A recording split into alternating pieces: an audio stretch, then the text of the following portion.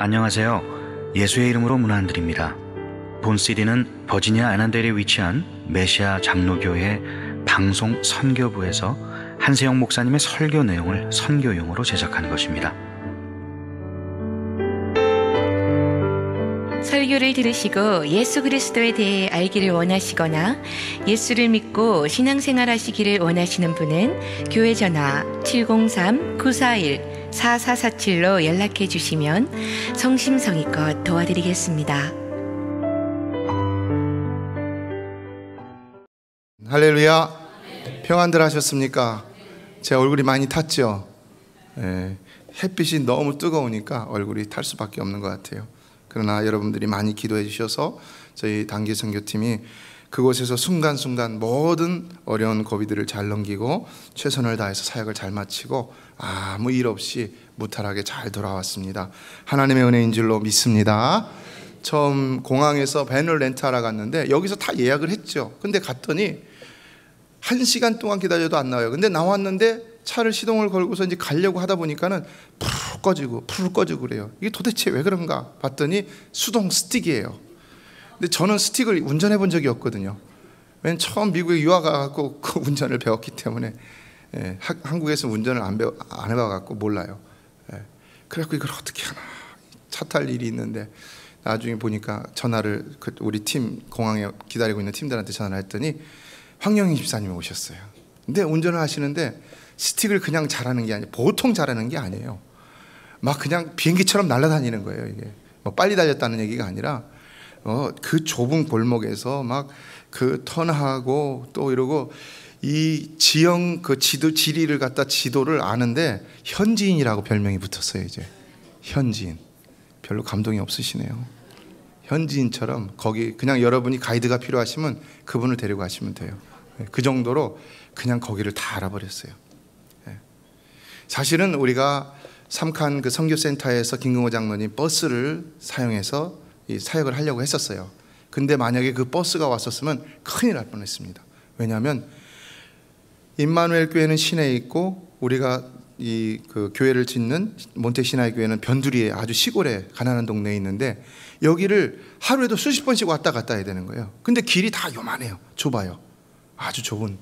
근데 그 큰 버스를 가지고 왔다 갔다 하려면 뭐 그게 어떻게 되겠습니까? 하나님께서 다 우리가 가면서 기도했죠. 인간의 계획은 망하고 하나님의 계획만 흥하게 하여 주시옵소서. 그랬더니 하나님께서 정말로 우리의 계획은 안 되게 하셨는데 하나님의 계획은 다 이루어 주셨습니다. 우리 이원재 집사님이 올해가 70이세요. 근데도요 젊은 사람보다 더 열심히 하셨어요. 여기다 수건을 두르시고 한건희 목사님을 도우시는데 혼자서 도와주시고요. 막 이리 뛰고 저리 뛰고 사진도 찍고 뭐 하여튼 너무나 수고를 많이 해주시고요. 한 번도 그러면서도 피곤하다는 말씀 안 하시고 또 정영경 집사님은 새로운 발견이었습니다. 그분은 정말 우리가 잘 몰랐는데 그렇게 사람이 좋으시고 밥 먹는 거 준비하는 거나 뭐 아주 헌신적으로 주일학교 가르치는 거나 또 의료사역 도와주는 거나 너무나 헌신적으로 잘했습니다. 김춘하 전도사님은 아예 아이들을 가르치기 위해서 스페니시어로 공과를 준비해 갔어요. 그래서 스페니시어를 읽는 게 아니라 그 밑에 한국말로 이렇게 발음한 거를 갖다가 읽으시면은 옆에 영어도 하나도 못하는 이삭 패스토 이삭이 그분이 전도사님이더라고요. 보니까 목사님이 아직 아니더라고요. 근데 그분이 다시 진짜 스페니시로 얘기를 해주는 거예요. 그래갖고 공부를 하고 또 우리 중고등부 또 청년들은 얼마나 준비를 많이 했든지 간에 아주 그냥 다 외웠어요. 펄픽하게 그냥 처음부터 끝까지 공과 공부, 찬양, 스킷, 또 이거 율동 그리고 또 나가서 전도하는 것, 또 설교 뭐 이런 것들이 다 아주 퍼펙트하게 막 진행되는 것을 이렇게 볼 수가 있었습니다. 비가 온다고 그랬는데 걱정을 했죠. 일기예보를 보니까 수요일 날 비가 온다는 거예요. 근데 수요일 날 우리가 야외에서 하거든요. 근데 걱정했는데 아침에만 비가 싹 오고 점심 때 그 이후로는 전혀 비가 오지 않았습니다. 하나님의 은혜인 줄로 믿습니다. 우리는 잔잔한 일 가운데서도 하나님의 은혜를 얼마든지 발견할 수가 있는 것이죠. 우리가 굳이 선교지를 안 간다 할지라도 우리 삶의 현장 속에서 하나님의 은혜를 얼마든지 발견할 수가 있는 것이죠. 오늘 우리가 이 자리에 앉아서 가만히 예배를 드리는 순간에도 이 순간에 우리가 영적인 지각을 이렇게 펴서 그 안테나를 켜갖고는 감지할 수 있다면 여기도 하나님의 은혜가 있다는 것을 분명히 체험할 수가 있는 것이죠. 믿습니까? 이 시간 그 하나님의 은혜가 여러분 가운데 운행하고 있는 줄로 믿습니다. 우리를 하나로 묶어서 하나님 앞에 영광 돌리게 하고 있는 것입니다. 정말로 정말로 감사를 드렸습니다. 우리의 성경학교 팀이 세 팀으로 나눠져 갖고는 그 아이들에게 전도를 했는데, 제가 보니까 여름 성경학교 40명 모인다고 그랬는데 집회 때 보니까 몇 명 오질 않더라고요. 가정이 어른들이 한 그 몬테시나이 교회가 한 28명 정도 된다고 그러더라고요. 그러니까 아이들도 얼마 되질 않는 거예요. 40명이라는 게 어떻게 40명이 올까 그랬는데, 우리 성경학교 팀이 나가고 동네를 싹 다 그냥 쓸었어요. 그랬더니 70명이 온 거예요. 70명이. 할렐루야. 저는 너무너무 진짜 감격스러웠어요. 그리고 우리 그 선생님들이나 우리 자녀들이 그 참 어려운 거 아무도 모르는데 담대하게 가갖고 그냥, 위험할 수도 있잖아요. 담대하게 가갖고는 그들을 인도해 갖고는요. 그냥 도시에서 임마누엘 교회는 도시교회거든요. 그래도 그 조금 조그만 도시지만은, 근데 이 몬테시나이 교회는 가난한 동네, 시골 동네인데도요. 그 적은, 이따가 슬라이드 보시면 알겠지만 다 무너진 집 같은 그런 곳이에요. 근데도 그냥 아이들이 많이 왔고 너무 은혜를 많이 받았어요. 우리 거기서 소망을 받습니다. 비전을 받습니다. 그분들이 감히 그것을 못하고 있는데 저희들이 가갖고 하나님께서 역사하시니까 그들에게도 그 비전을 같이 공유할 수 있게 하셨어요. 정말로 거기에 놀라운 부흥의 역사가 일어나게 될 줄로 믿습니다. 제가 보니까요, 그 교회가 결코 작은 교회가 아니더라고요. 왜냐하면요, 거기에 그 멤버들이요 대단해요. 교수님들도 있고요, 그리고 뭐 선생님들도 있고요, 뭐 그냥 이게 평범한 가난한 사람들이 아니더라고요. 보니까 아주 거기에 포텐셜이 있으니까 하나님 그걸 가만 안 놔두고 저희들로 해서 가서 막 흔들어 버리신 거예요. 그래갖고 거기서 지금 사역을 이렇게 마지막에 오면서 아주 컨펌을 했습니다. 당신들이 이것을 할 거냐 하면 우리가 도와주고, 안 하면 우리가 안 도와주겠다 그랬어요. 그랬더니 대뜸 하겠다고 그러더라고요. 그래서 어린이 사역하고 교회도 이렇게 대충 짓지 말고 반듯하게 진짜 교회답게 짓고, 다른 데 신경 쓰지 말고 오직 복음 전하는 데만 신경 쓰라고 감히 그런 말을 해주고 왔습니다. 하나님은 정말로 우리가 선교하기를 원하시고 계시는 줄로 믿습니다. 하나님은 정말 우리가 영혼 구원하기를 원하시고 계시는 줄로 믿습니다. 거기에 하나님의 눈물이 있는 것입니다. 거기에 하나님의 통곡이 있는 것입니다. 가서 보니까요, 그 옆에 안식교가 있더라고요. 몰랐어요. 조금만 더 가보니까 안식교가 있더라고요. 그 뭐 이글레시아 뭐 하고 이렇게 써는 거 보니까는 7 days 하고 이렇게 나오더라고요. 읽어보니까 그 조금 더 가니까는 무슨 이상한 이름의 교회 같은 게 있는데 보니까 이단이에요. 그래서 선교사님한테 여쭤봤더니 거기에 이단이 그렇게 많다는 거예요. 이단이 막 득실득실한데요. 헤러시가 득실득실한데요. 그런데 그 교회를 하나님께서 저희들로 하여금 선교를 하게 하셨다는 것이, 이게 뭐 보통 일이 아니잖아요. 하나님의 계획하심인 줄로 믿습니다. 그래서 저희는 그 도시에 잘 꾸며진 임마누엘 교회보다 오히려 시골의 허름한 이 몬테시나이 교회에서 더 놀라운 비전을 보고 왔습니다. 우리가 주의를 하다 보면은요, 고난이 있을 수가 있습니다. 오늘 사도 바울은 본문에서 그것을 얘기하고 있습니다. 먼저 1절을 보면은 이렇게 말합니다. 한번 읽어볼까요? 시작. 이러므로 그리스도 예수의 일로 너희 이방인을 위하여 갇힌 자 된 나 바울이 말하거니와. 지금 바울은 바울의 상태를 여기서 말하고 있죠. 바울의 상태는 어떤 상태라는 것입니까?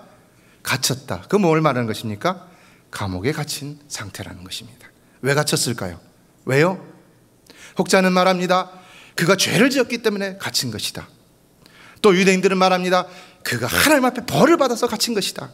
왜냐하면 3차 전도, 그가 갇히게 된 이유는 3차 전도 여행 이후에 이방인을 데리고 예루살렘에 왔을 적에 유대인들이 지적하면서 그가 갇히게 된 것이거든요.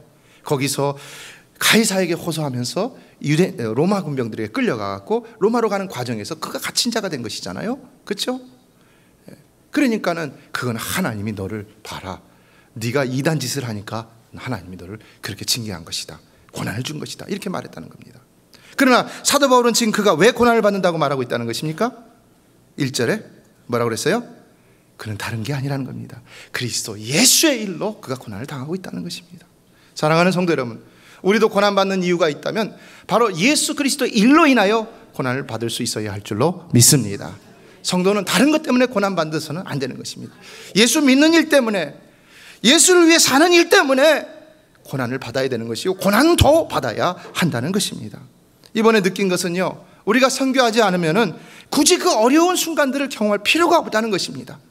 그런데 선교를 하니까 가는 거예요. 힘든 그 상황 속에 가는 거예요. 가서 어려운 일들을 하고, 어려운 여건 속에서 버텨나가고, 수고하고 희생하고 땀 흘리고 눈물 흘리고, 참 그런 가운데서도 우리가 견뎌나갈 수 있었던 것은 매일 아침마다 1시간씩 경건의 시간을 가지면서 우리가 서로 쉐어링을 했거든요. 말씀을 쉐어링하고 삶을 쉐어링하니까 제가 그걸 보면서 이런 생각이 들더라고요. 여러분들도 삶의 돌파구가 필요하다고 느낄 때가 있잖아요. 그런데 한 번씩 그런 데 가면은 정말 거기서 일주일 동안 치유가 될 수 있겠다라는 생각이 들더라고요.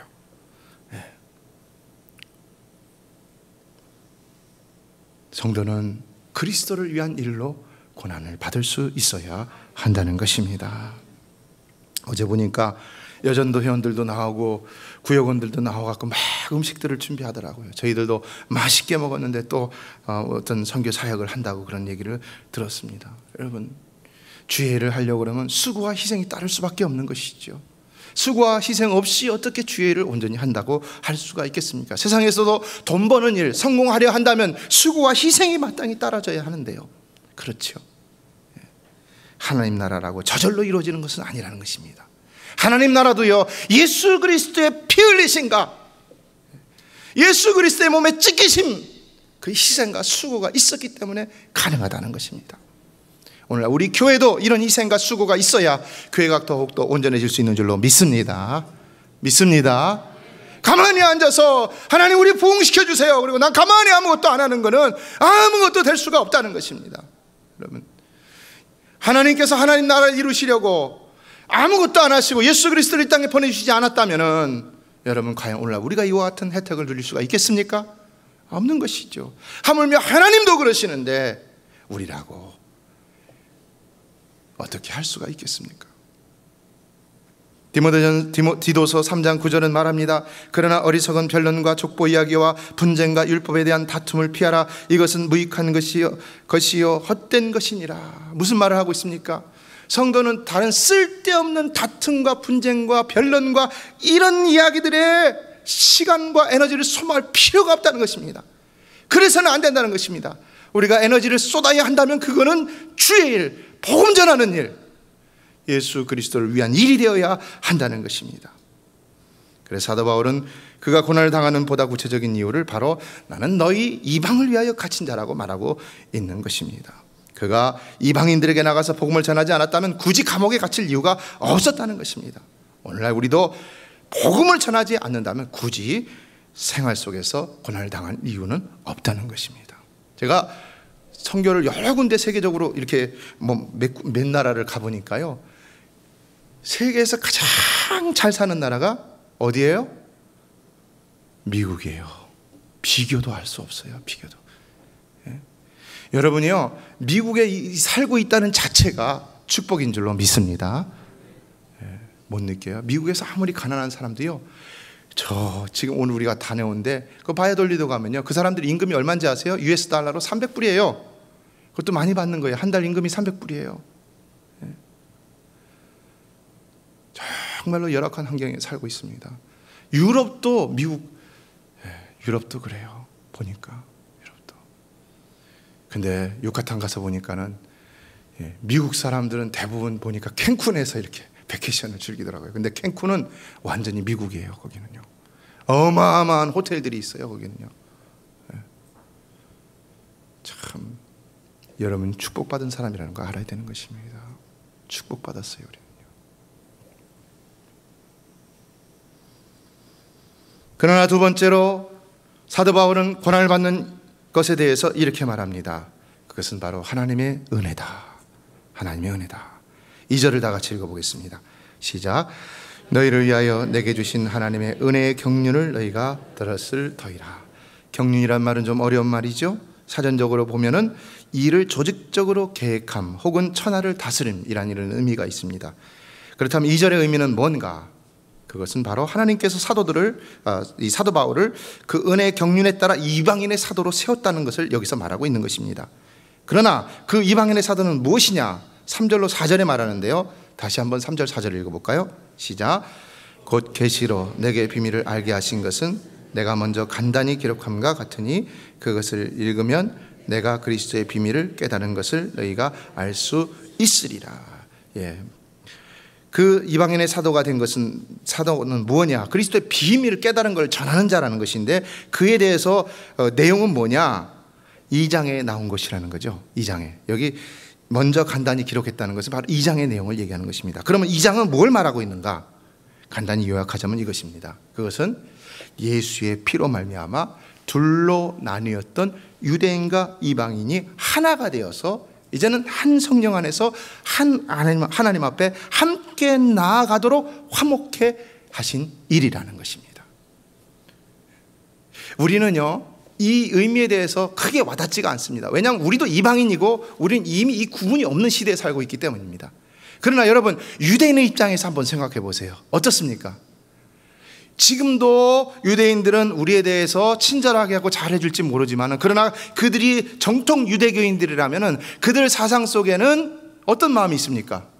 너 이방인들은 아무리 해도 천국에 못 가, 이런 마음이 있는 거예요. 탈무드에 보면요, 하나님께서 왜 그럼 이방인들을 창조하셨느냐?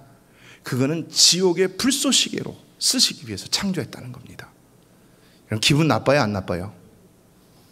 저와 여러분은 지옥의 불쏘시개감으로 쓰시려고 하나님 창조하셨다는 거예요. 기가 막힌 얘기죠. 잘못된 것이죠.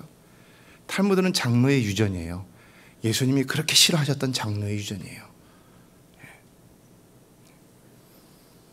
그런데 여기 본문에 말하는 복음은 뭡니까? 그게 아니라는 겁니다. 그런 관계에 있는 유대인과 이방인을 예수 그리스도께서 피를 흘리심으로 말미암아 둘이 하나가 되게 하셔서 이제는 유대인이나 이방인이나 상관없이 다 같이 한 성령 안에서 하나님께로 나아가는 구원의 은혜를 받게 하셨다는 것입니다.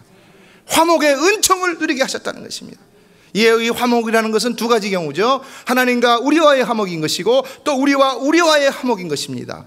구체적으로는 유대인과 이방인이지만 우리는 오늘날 우리 가운데서도 얼마든지 우리와 우리의 화목이 복음적인 삶이라는 것을 깨달을 수 있습니다.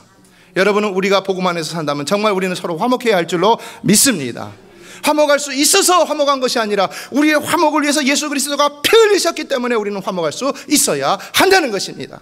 이게 바로 복음적인 삶이라는 것입니다. 하나님과 인간을 화목케 하는 이 일을 위해서 예수님께서 십자가에 못 박혀 죽으셨다는 사실을 전하는 것이 바로 복음을 전하는 일인 것이죠. 이것을 이방인들에게 알리기 위해서 사도 바울이 바로 이방인의 사도가 되었다는 것입니다. 이에 또한 우리가 깨달을 수 있는 것은 성도는 마땅히 화목케 하는 일을 위해서 기꺼이 고난도 각오해야 한다는 사실입니다. 화목케 하는, 복음 안에서 우리가 산다면 화목케 하는 일을 위해서 고난도 감당해야 한다는 것입니다. 여러분, 세상에서 가장 힘든 일이 무엇일까요? 세상에서 가장 힘든 일은 사람을 대하는 일입니다. 그렇죠? 땀을 흘리며 돈을 버는 일보다 더 힘든 것이 사람을 대하여서 공동체를 하나로 만들고 사람을 대하여서 사람을 변화시키고, 이런 일들이 가장 힘듭니다. 그렇기 때문에 사람을 화목시키는 일은 희생이 따르고 수고가 따르고 고난이 따를 수가 있다는 것입니다. 그럼에도 불구하고 성도라면 그것을 행할 수 있어야 한다는 것입니다. 마치 그리스도께서 하나님과 우리를 화목시키기 위해서 희생하시고 수고하셨던 것처럼, 고난도 당하셨던 것처럼, 마치 하나님께서 우리와 우리 사이를 화목시키기 위해서 고난도 당하시고 희생도 당하셨던 것처럼 우리도 그리할 수 있어야 한다는 것입니다. 공동체가 아무것도 안 하면 평안할 것 같지요? 지도자가 아무것도 안 하면 평안할 것 같지요? 아니라는 것입니다. 아무것도 안 하면 어떻게 평안할 수 있습니까? 우리 각자가 너무나 틀린데, 지도자는 희생해야, 우리 모두는 희생해야 고난도 감수하고 감당할 수 있어야 다 같이 하나가 될 수가 있다는 것입니다. 믿습니까? 이게 예수 그리스도께서 우리에게 보여주신 본이고 바로 오늘 본문에서 사도 바울이 우리에게 보여준 본이라는 것입니다. 이번에 단기 선교를 가서 참 감사했던 것은 다들 힘들고 어려운 상황 속에서 시간이 흐르면서 센시티브해질 수가 있죠. 그렇죠? 시간이 어려운 상황에서 오래 놔두면 처음에는 견디지만 이 저항력이 있으니까 아직은 견디지만요, 시간이 지나가면은 센시티브가 그 벽이 깨져버립니다. 그 경계가 깨져버립니다. 그런데도요, 다들 절제를 잘 해주시더라고요. 어느 선에서 딱 절제를 하시고 다시 원위치로 돌아가고 자기들을 희생하는 이런 모범들을 보여주시는, 이것이 바로 우리가 해야 할 일인 것이죠. 이것이요.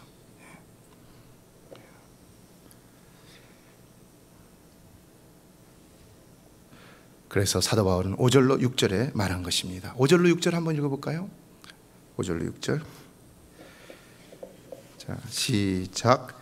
이제 그의 거룩한 사도들과 선지자들에게 성령으로 나타내신 것 같이 다른 세대에서는 사람의 아들들에게 알리지 아니하였으니 이는 이방인들의 복음으로 말미암아 그리스도 예수 안에서 함께 상속자가 되고 함께 지체가 되고 함께 약속에 참여하는 자가 됨이라. 여기서 중요한 것은 뭘까요? 중요한 단어 하나를 픽업하라면 뭐가 될까요? 함께해요. 함께. 복음은 함께라는 단어를 위해서 고난도 감수해야 하는 것이라는 말인 것입니다. 믿습니까? 네. 그래서 우리가 선교도 갔다 왔던 것이죠. 그리고 사도 바울은 이렇게 고난을 당하는 것이 바로 하나님의 은혜의 선물이라는 것을 말하고 있다는 것입니다. 7절을 다시 읽어보겠습니다. 시작. 이 복음을 위하여 그의 능력이 역사하시는 대로 내게 주신 하나님의 은혜의 선물을 따라 내가 일꾼이 되었노라. 뭘 따라요? 하나님의 은혜의 선물을 따라. 그래서 그가 일꾼이 되어, 그래서 수고하고 희생하고 결국은 갇힌 자가 되었다는, 고난을 받는 자가 되었다는 것입니다. 이것을 거꾸로 말한다면은 그가 지금 고난을 받고 있는 이유는 바로 하나님의 은혜라는 것입니다. 은혜. 여러분, 주를 위한 고난, 그것도 하나님의 은혜가 없으면 받을 수 없습니다. 여러분이 주를 위해 수고하고 희생하는 것도 하나님께서 은혜를 주셔야 할 수 있는 것인 줄로 믿습니다. 어떤 사람이 주의 일을 많이 할 수 있습니까? 오늘 장로님도 그런 기도를 드리셨는데 어떤 사람이 그 기도와 같이 그렇게 주를 위해 헌신하고 수고하고 희생할 수가 있겠습니까? 하나님의 은혜가 없으면 할 수가 없다는 것입니다. 그래서 사도 바울은 고백하는 게 그거예요. 계속해서 보면 그걸 고백합니다. 8절로 9절 읽어봅니다. 시작. 모든 성도 중에 지극히 작은 자보다 더 작은 나에게 이 은혜를 주신 것은 측량할 수 없는 그리스도의 풍성함을 이방인에게 전하게 하시고 영원부터 만물을 창조하신 하나님 속에 감추어졌던 비밀의 경륜이 어떠한 것을 드러내게 하려 하심이라. 8절을 보면 뭘 줬다고 그랬어요? 은혜를 주셨다고 그랬어요. 은혜. 사도 바울은 이거를 표현하기 위해서 그 앞에 어떤 수식어를 쓰냐면 모든 성도 중에 지극히 작은 자보다 더 작은 나에게라는 이런 말을 씁니다. 그러니까 결과적으로 더 뭐가 부각이 됩니까? 은혜가 더 부각이 되는 것이죠. 은혜가. 하나님은 은혜를 주실 때 어떤 큰 사람에게 큰 사람에게만 은혜 주시는 것이 아니라는 것입니다. 어떤 부자에게 은혜를 주시고 어떤 지식이 많은 사람에게 은혜를 주시고 가능성이 있는 사람에게 은혜를 주셔서 더 큰 일을 하게 하시는 것이 아니라 사도 바울 같이 이렇게 지극히 작은 자보다 더 작은 자에게, 그런 자에게도 하나님이 은혜를 주셔서 주의를 감당하게 하신다는 것입니다. 여러분에게도 이 은혜가 충만하시게 되기를 주의 이름으로 축원합니다. 그리고 항상 이 은혜가 떠나지 않게 되기를 주의 이름으로 축원합니다.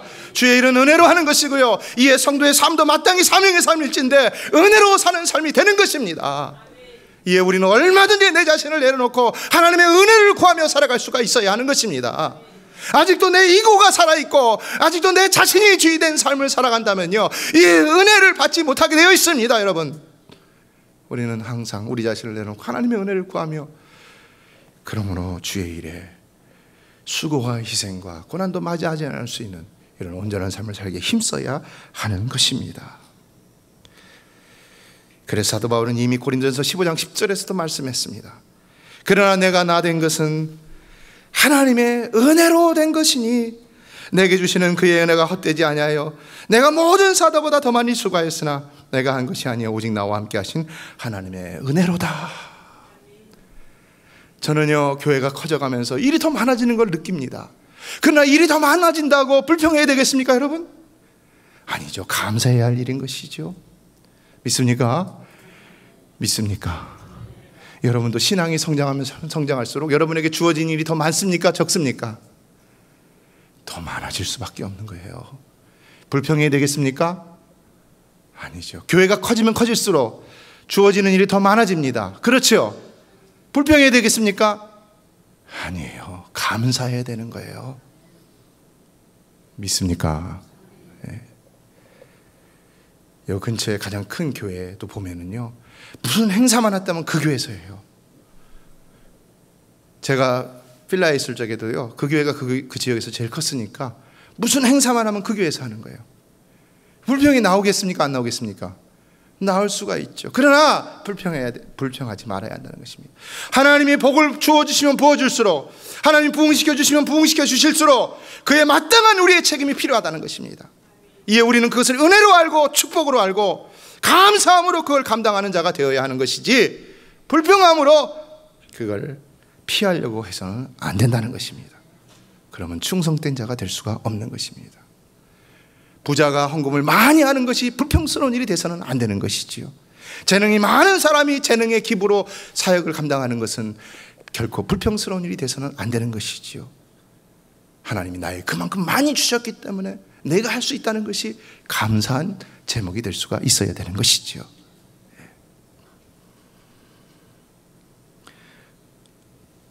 오늘날 사역의 현장을 보면은요, 일을 하고 싶어도 할 수 없는 사역자들이 너무나 많이 있습니다. 일을 하고 싶어도 하지 못하는 목사님들이 너무나 많이 있습니다, 여러분. 일을 하고 싶어도 일 못하는 여기 교회 안에도 집사님들이 계시고 평신도들이 얼마든지 많이 있습니다, 여러분. 우리는 우리에게 맡겨준 일에 대해서 불평하면 안 되는 것입니다. 감사해야 되는 것입니다. 이번에 보니까 선교를 갈 수 있는 상황에서 가신 분은 별로 없더라고요. 다들 어려운 상황 속에서 어떤 분은 한 주간 동안의 비즈니스를 완전히 스탑시키고 가고, 또 어떤 분은 가족들이 후원해줘서 가고, 또 학생들도 자기들이 능력이 안 되지만은 여러분들이 후원을 해줘갖고 갈 수 있었던 것을 보았습니다. 성도가 복음을 위해 수고하고 희생하려 한다면 결코 쉬운 일이 아니지만, 그러나 하나님은 반드시 그에게 은혜를 주시고, 그러므로 은혜를 주심으로 우리는 그 일을 감당하게 된다는 것입니다. 고난은 다른 의미에서 본다면 하나님의 은혜요 축복인 것입니다. 믿습니까? 네. 이에 11절은 이렇게 말합니다. 11절을 한번 읽어볼까요? 시작.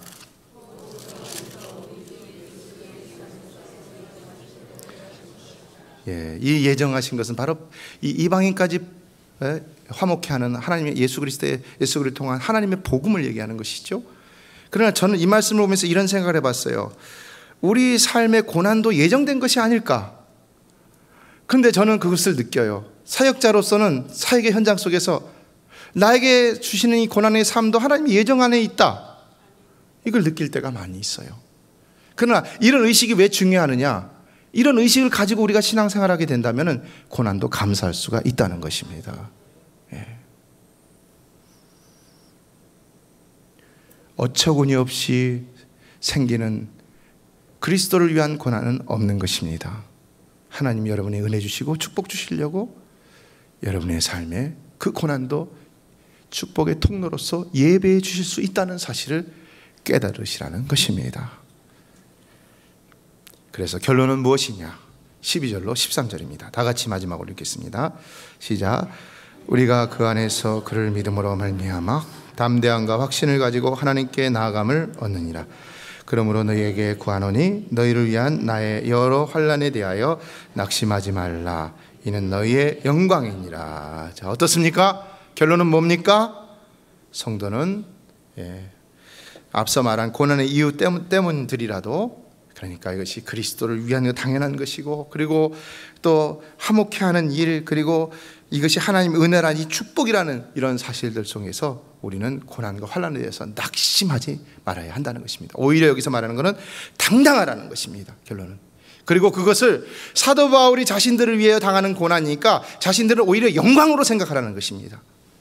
이에 오늘도 우리가 다른 사람을 위해 고난을 받으면은요, 그 사람이 영광스러운 이런 순간을, 모먼트를 경험할 수 있다는 것을 우리는 보람으로 느끼면서 기꺼이 고난에 동참할 수 있는 삶을 살아야 하는 것입니다.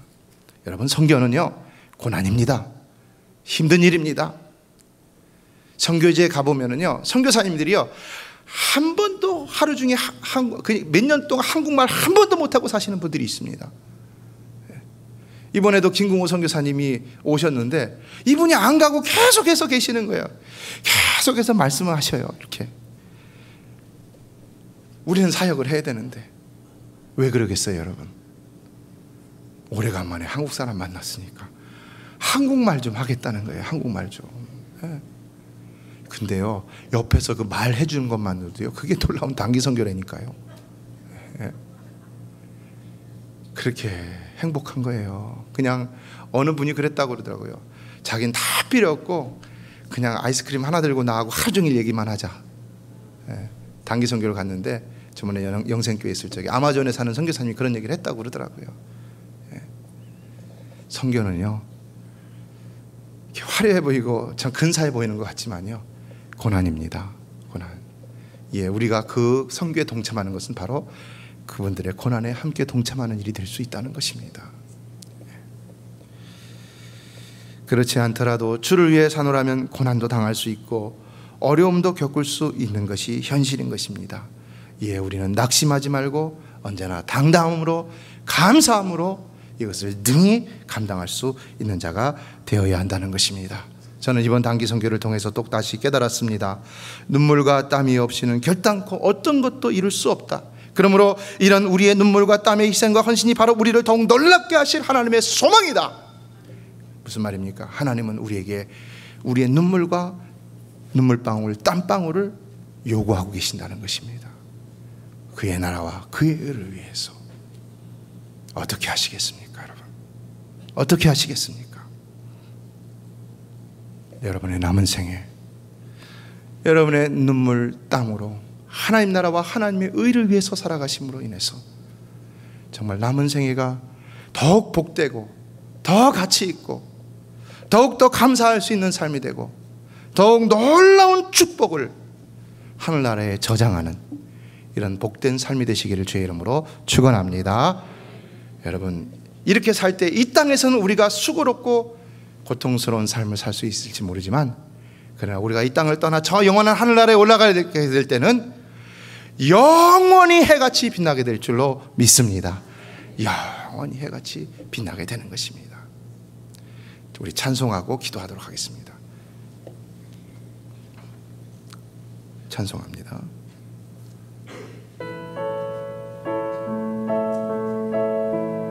파워포인트 띄워주세요. 당신의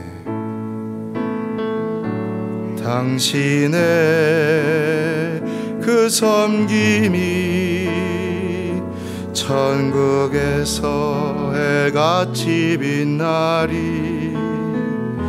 당신의 그 겸손이 천국에서 해같이 빛나리. 당신의 그 믿음이 천국에서 해같이 빛나리. 당신의 그 충성이 천국에서 해같이 빛나리. 주님이 기억하시면 족하리.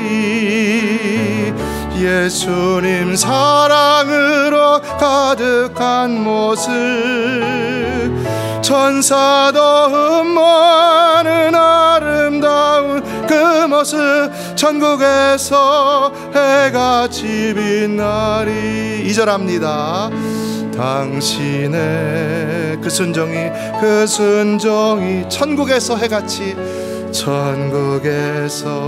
해같이 빛나 결코 사라지지 않습니다. 당신의 그 사랑이 천국에서 해같이 빛나리. 당신의 그 찬송이 천국에서 해같이 빛나리. 당신의 그 헌신이 천국에서 해같이 빛나리. 천국에서 해같이 빛나리. 주님이 기억하시면 족하리. 불타는 사명으로 가득한 모습, 천사도 흠모하는 아름다운 그 모습, 천국에서 해같이 빛나리. 할렐루야. 주님이 기억하시면 족할 줄로 믿습니다. 여러분의 모든 수고가 결코 헛되이 돌아가지 않는다는 것을 기억하시고 해같이 빛나는 그날을 소망하면서 여러분의 남은 생애를 가치 있게 보람있게 더욱더 수고하고 헌신하며 살아갈 수 있게 되기를 다시 한번 축원합니다. 메시아 장로교회는 아난데일 236 리틀 리버 턴파이크 선상에 있으며 디자인 안경과 알라딘 서점 옆에 있습니다. 주소는 4313번 마크햄 스트리트, 애난데일 버지니아 22003입니다. 성경은 주 예수를 믿어라. 그리하면 너와 내 집이 구원을 얻으리라 하셨습니다. 이 CD를 들으시는 분께서 예수를 믿지 않으셨다면 꼭 예수를 믿고 죄악된 세상에서 구원을 받을 수 있도록 기도하겠습니다.